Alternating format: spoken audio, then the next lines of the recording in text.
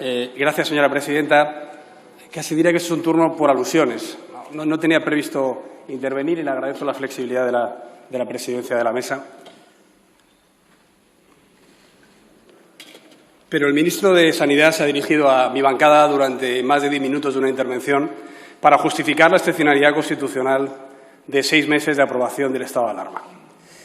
Quiero hacer 3 reflexiones básicas. La primera en el campo sanitario, la segunda en los estragos económicos y sociales que se ha producido y la tercera en el campo jurídico que nos ocupa. Señor ministro de Sanidad y señor presidente del Gobierno ausente, qué envidia observar a la canciller Angela Merkel y al presidente de la República francesa, Emmanuel Macron, dirigiéndose ayer a la nación de forma breve y concisa para decir que lidera la respuesta a la pandemia del coronavirus. ¡Qué envidia! Que no se parapetan ni en los departamentos, ni en los Länder, ni en una legislación excepcional y que toman medidas cuando las cifras que tienen ahí son mucho menores y cuando la primera oleada les afectó mucho menos.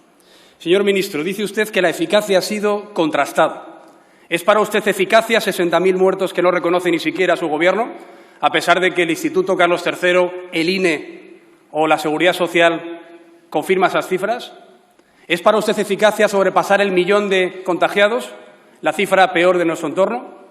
¿Es para usted eficacia que tengamos el triste récord de sanitarios contagiados que han tenido que protegerse en la primera oleada con bolsas de basura y con gafas de bucear porque usted decía que no era necesario que utilizaran mascarillas?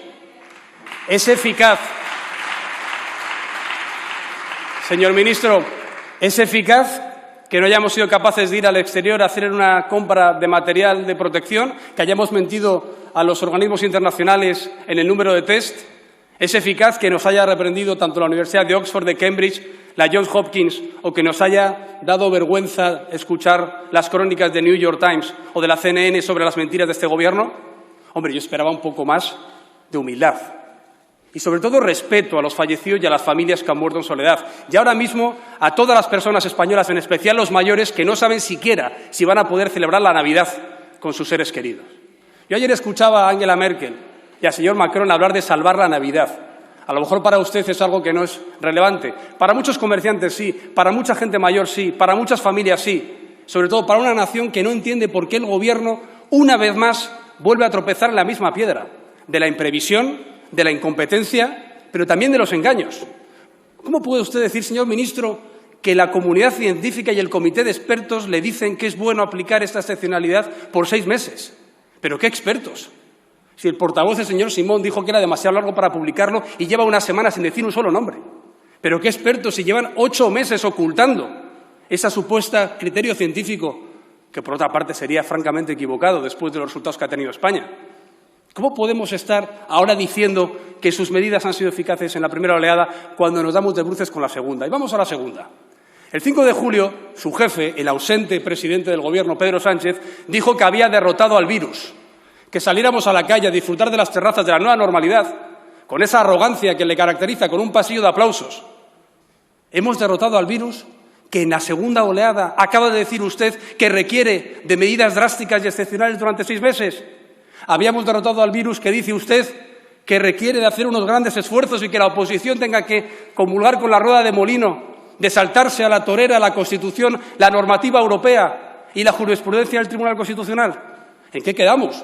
¿Es que era la campaña vasca y gallega? ¿Es que era que teníamos ya que hacer una campaña publicitaria e irnos de vacaciones a Doñana e irnos de vacaciones a Lanzarote y parapetarse en las comunidades autónomas? Por cierto, desde aquí mando mi reconocimiento y agradecimiento a todos los presidentes autonómicos, no solo del Partido Popular, que están dando la cara por la pandemia como no hace Pedro Sánchez, a pesar de la caótica gestión sanitaria, económica y judicial.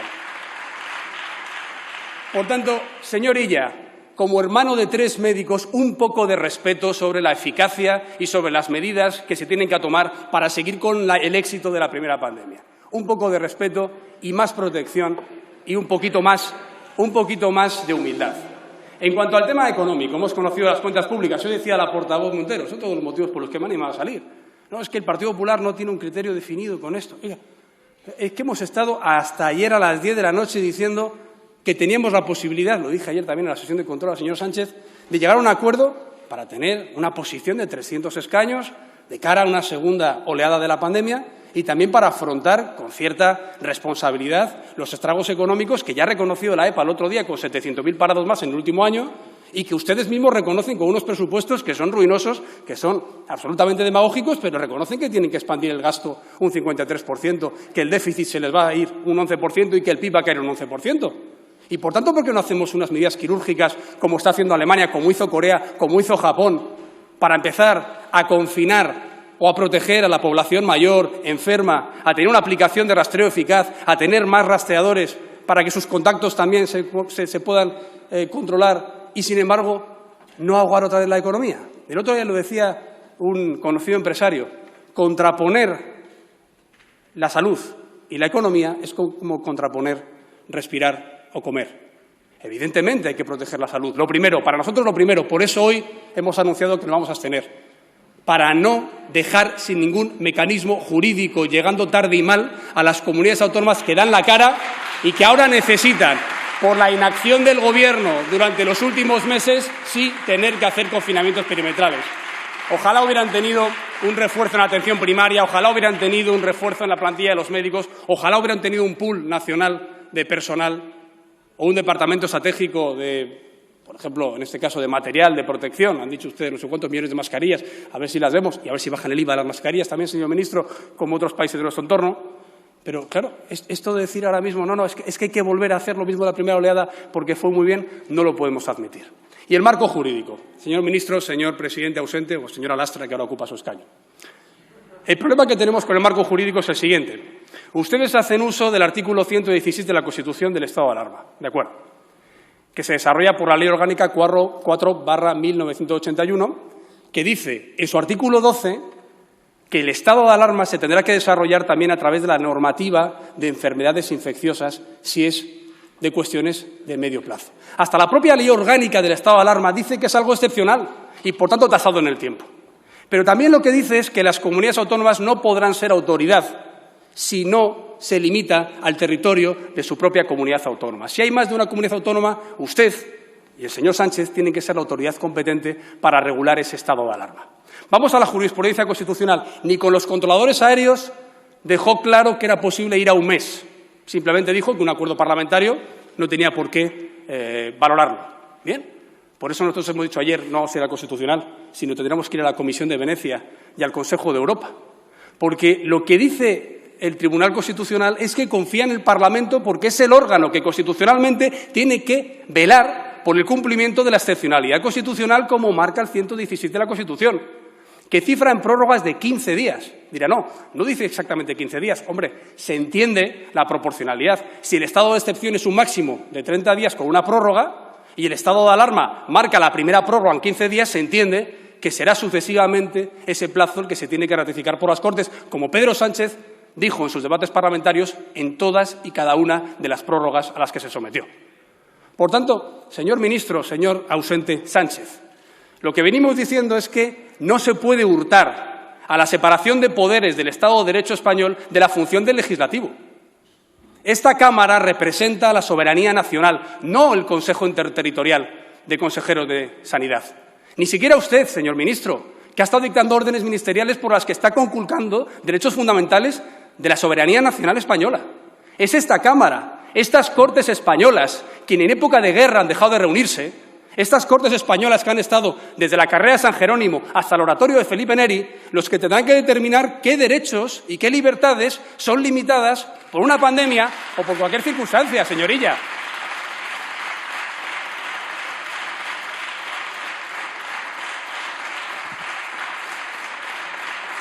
Eso en el campo constitucional, pero vamos al marco europeo. ¿Qué ha dicho el Consejo Europeo con la firma de don Pedro Sánchez Castejón en mayo del 2020? Que se tiene que recomendar a los Estados miembros que salgan de la legislación extraordinaria y acudan a la normativa ordinaria. Esto lo dijeron en mayo. Por entonces solo Polonia, Hungría, Croacia y España estaban con un estado de excepción o de alarma o de emergencia sanitaria, dependiendo del país, sin una fecha tasada en su finalización. Después vino la Comisión de Venecia. Les recuerdo a sus señorías que es el órgano del Consejo de Europa que vela por la democracia en los Estados miembros. La Comisión de Venecia, en su resolución Informe 987 del 2020, hablando de los estados de excepción sin limitación temporal, se refería al de Hungría y Croacia diciendo que había que mantener a los parlamentos como los órganos legislativos que levantaran esos estados de excepción. Por cierto, algo que en Croacia y Hungría sí que se ha permitido. ¿Por qué aquí no? ¿Por qué ustedes hurtan al Parlamento durante 6 meses de la posibilidad de levantarlo y venden como un triunfo que ayer negociaron con Esquerra Republicana, que cada 2 meses van a venir aquí a informar, pero no a votar la viabilidad de este estado de alarma? Es decir, se parapetan en las autonomías para que sean el mando delegado cuando la ley no lo permite. Y la duración la justifican en unos expertos inexistentes científicos y, además, dicen que esto lo hacen todos los países europeos. No, señor, no lo hace ningún país europeo. Nosotros lo que estamos diciendo, como dijo el comisario de Justicia también en mayo, es que hay que salir de la excepcionalidad, señor ministro. Y hay que hacerlo, además, con la ratificación de las Cortes españolas, dentro de la separación de poderes del Estado de Derecho que consagra nuestra Constitución. Y por eso nosotros lo que planteábamos era algo muy sensato. Era dar un margen de 8 semanas, porque validábamos lo que ustedes dicen y las comunidades autónomas reclaman, que se salven los 3 puentes, que haya 2 meses para ver si se aplana la curva, que se pueda salvar la campaña navideña, que no se lleve a la depresión absoluta a la población mayor de nuestro país, que ya ve que hasta el 9 de mayo a lo mejor usted o los presidentes autonómicos no permiten que sus hijos vayan a verles, o también, sobre todo, que permite no romper la normativa española y la europea. 8 semanas en las que el señor Sánchez tendría que venir aquí, él y no usted, al Pleno, no en comisión, cada 15 días como hizo en la primera oleada. Ustedes lo han rechazado. Proponíamos también que, además de ese estado de alarma solo de 8 semanas y, por supuesto, con la ratificación de las Cortes cada 15 días, como es constitucionalmente perceptivo, se pudiera cometer de una vez por todas el plan B jurídico que le llevamos reclamando 6 meses. ¿Por qué es tan difícil hacer como la señora Calvo me dijo a mí en la negociación de la 4ª prórroga del estado de alarma, que es tener una legislación alternativa? ¿Por qué no se puede hacer, como dijo el señor Campo en el Senado, a través de la modificación de la ley de la jurisdicción contencioso administrativa, para que las ratificaciones de los tribunales superiores de justicia autonómicos fuera ex post y no ex ante a las resoluciones de los consejos de gobierno autonómicos? ¿Por qué no se puede hacer una regulación de pandemias, como ha dicho el señor Sánchez durante el debate del Consejo Europeo de julio? Porque a lo mejor a ustedes les gusta mucho gobernar en la excepcionalidad constitucional, en la que aprovechan para meter a Pablo Iglesias en el CNI, en la que aprovechan para cesar generales de la Guardia Civil, en la que aprovechan también para no tener que concursar en esos contratos públicos en los que, por cierto, a ver si explica usted las comisiones que se han dado al entorno del PSC para comprar material defectuoso y test falsos, en la que se controla la acción en las redes sociales. Bueno, nosotros sí planteamos una modificación legal, pensando incluso que la ley actual, la orgánica, la 3/1986 de medidas especiales en materia de salud pública, podría valer para limitar la movilidad. ¿O qué se cree? ¿Que la ley en la que se ha basado Angela Merkel ayer es más extensa que la nuestra? No, prácticamente es análoga. Aún así decimos, vale, de acuerdo, si ustedes quieren, ya que al menos no han limitado lo de que hay mando único para todos, claro, como aquí la exministra Pastor lo hizo con el SARS y la exministra Montserrat lo hizo con el ébola, ya no han puesto en duda que la Ley de Cohesión del 2003 y la Ley General de Salud Pública del 2011 permitían que hubiera un mando único. Pero sí ponían en duda la limitación de movilidad. Yo le dije, hombre, se puede aplicar la Ley de Seguridad Nacional, se puede aplicar la Ley de Protección Civil, se puede aplicar la Ley Orgánica del 86, pero aún así, venga, vamos a modificarla si ustedes quieren, simplemente añadiendo 2 párrafos análogos al Reglamento Internacional sobre Pandemias, de la OMS. Perfecto. Bueno, han pasado 6 meses. Es una modificación en lectura rápida, una modificación legal en procedimiento de urgencia que se podría hacer en 20 días. Y si ustedes no quisieran quitar los plazos que han quitado para los presupuestos, en 8 semanas. También por eso fijábamos ese plazo. Bien, no lo han hecho. ¿Nos pueden explicar por qué? ¿No les gustaría que las comunidades autónomas, como le reclaman sus tribunales superiores de justicia, pudieran utilizar la legislación ordinaria, ya que tanto les gusta parapetarse en ellas? ¿Por qué no han hecho esa modificación? ¿Por qué no hoy usted se compromete, en la ausencia del presidente Sánchez, a decir, de acuerdo, como se podrá levantar este estado de alarma, no porque lo digan los representantes de la Seguridad Nacional, sino porque lo dicen los consejeros de Sanidad, vamos hoy mismo a decir que entra en el cupo del próximo pleno la modificación legislativa de la proposición de ley que hemos registrado el 5 de agosto para modificar esta ley y que nunca más haya que acudir a la excepcionalidad constitucional. ¿Por qué no lo dicen ustedes? Porque quizá lo que les gusta es gobernar al golpe de decreto. Les gusta gobernar sin contrapeso legislativo. Les gusta gobernar sin control judicial. Les gusta gobernar como quieren porque gobiernan muy mal y porque la eficacia se ha visto demostrada en el número de contagios y de fallecidos en esta pandemia. Señor Casado, tendría que terminar, por favor. Y acabo ya, señora presidenta. Lamento profundamente que hoy no esté el señor Sánchez dando la cara ante las Cortes.